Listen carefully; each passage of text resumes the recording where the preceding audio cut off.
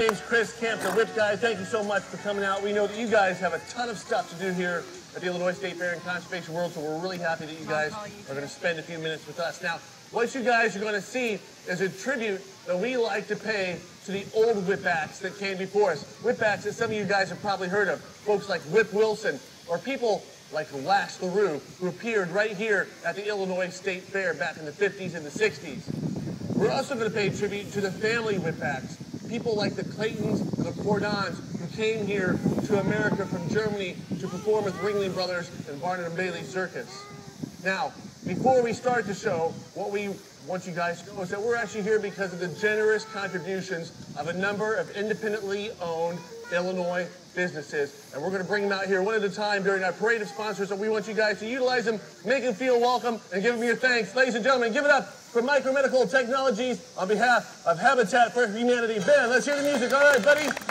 Habitat for Humanity of Sangamon County, making habitats into homes, one house at a time. Always looking for volunteers, so look them up online, Habitat of Sangamon County.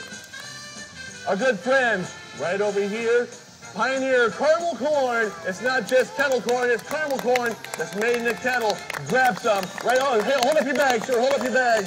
Right on. What a good job, guys. I'm happy for you.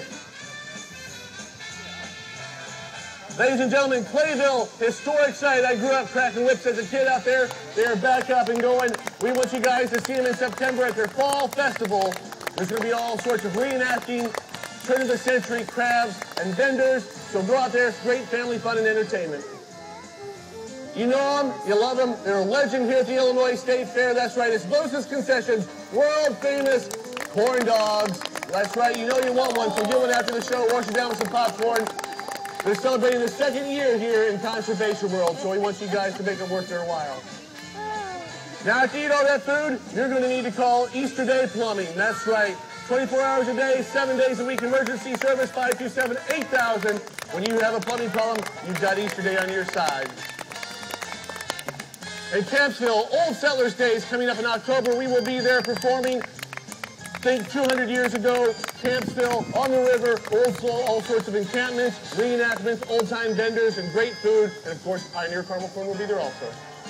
And at last, our in-kind sponsors who donate a lot of our signage and web material is Star Graphics and Media and LRS Web Solutions. Ladies and gentlemen, give these sponsors a big round of applause.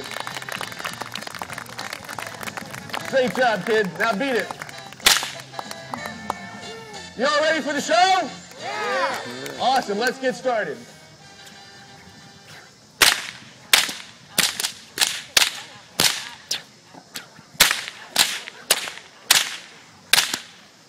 Check this out.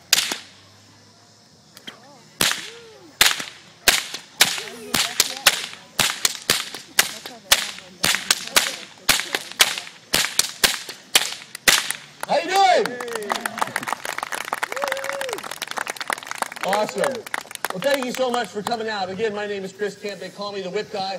What you've just heard is the sound made by the American-style board. Now, before I actually start the show, what I always like to do is I like to explain why it is that the whip makes this great big noise. So, in a minute, when we bring out well, America's only family whipcrack unit, the Whipcrack and Daredevils, you guys will have a better understanding of some of the danger of these stunts that we're going to perform for you. Now, a lot of people think that the whip is making this noise because they assume it's probably just hitting something. If you all watch closely, you will notice the whip does come down and make contact with the ground. But you'll also notice I cracked it right here. Right over this lady's head in the front row. And I didn't even hit you guys, did I? No. Ow! Yeah, okay. Don't do that, man. Come on. Wow. I'm actually getting better at that part of the show, so thank you for your help. So we've sort of established that the whip's not hitting anything around us like the ground or the young lady in the front row. But, by the way, you people in the second row, there's really great seats, you kids. And ladies and gentlemen in the front row, you are pretty much just human shields at this point. So thanks for showing up. So the real reason the whip is making this great big noise is because the end of this whip is traveling nearly 900 miles an hour. What you're hearing is the very first man-made tool that can break the speed of sound. Whenever you hear that noise, the end of that whip, it's actually creating a very small sonic boom. Now, I know it's kind of hard to visualize, so I'll put it to you this way. Whenever you hear this, the end of that whip is traveling faster than most bullets leaving the barrel of a gun. So when I crack it, you'll notice it's cracked somewhere safely away from me. I personally don't want to get hit with anything that moves faster than a speeding bullet. With that being said, because they do move so fast, whips are actually considered lethal weapons. They have been known to slice through flesh and to crush small bones. That hardly ever happens in my show. That's just information for you guys to take home with you. But because of that, they would never actually hit an animal, even though you would see cowboys using whips to drive cattle from one side of this great nation to the other. All they would do is scare them with the use of that noise. You see, if you actually hit an animal, you could do tremendous damage. Now, after a long day on a cattle drive, though, if a guy was really good with a whip, he might talk a cowpoke buddy into holding really still.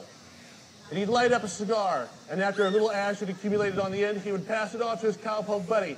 And then with a flick of the whip, he would cut the end of that ash off, working his way closer and closer to his good cowpoke buddy's face. And he had to be really careful because an ill-placed crack in the whip could not only scar his buddy for life, even worse, take out an eye and leave him blinded. Now, that being said, ladies and gentlemen, please give it up for the lovely Laura.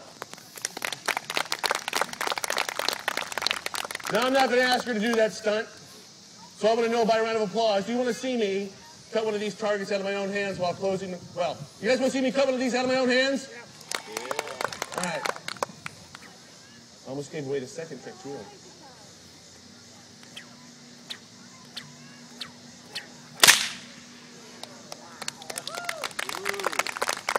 Now, hold on. We started out with a really easy one. Should I make it a little bit harder for the second one? Sure. You think so? How about if I tried it with my eyes closed? Would that be all right? Yeah?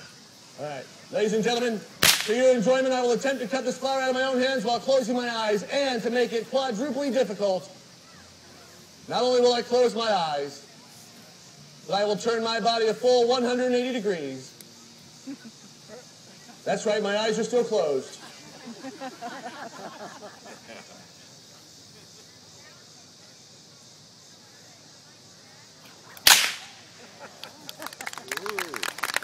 Thank you, folks. Should we bring in the lovely Laura? Yeah. Give her a big round, everybody. Now, I'll tell you what, this is just a little bit of warm-up. I want you to stand right here, girl. We're going to see how many times we can cut these flowers, little piece by little piece.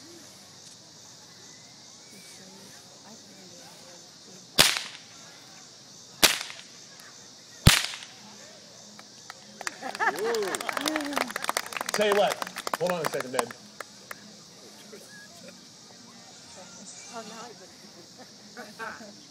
Awesome. There's medicine for men.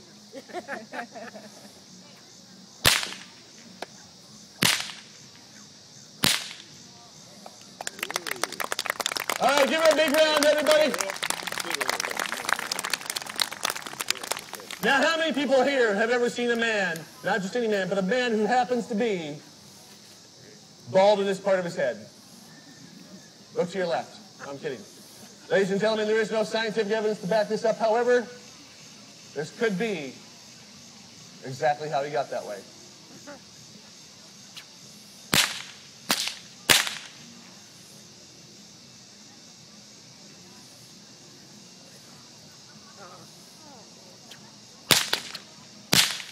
Ladies and gentlemen, boys and girls, kids, do not try this at home. Unless your mom and dad are gone.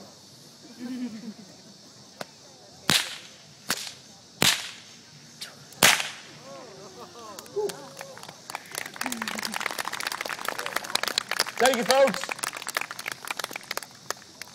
Now, what I'd like to do here for you next is a little musical number, because there's nothing more fun than one whip than two.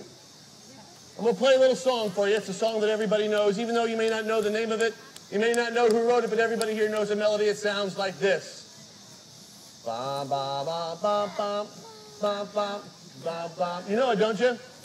It's a Blue Danny Waltz, written by Johann Strauss. And today, I will play it using nothing more than two Australian stock whips and a kazoo. You probably don't know this, but this is actually the arrangement that Johann Strauss had written when he first came up with this song. I actually just found that out. I was online, and I read it on Wikipedia. That's why it's a whip crack and not a joke.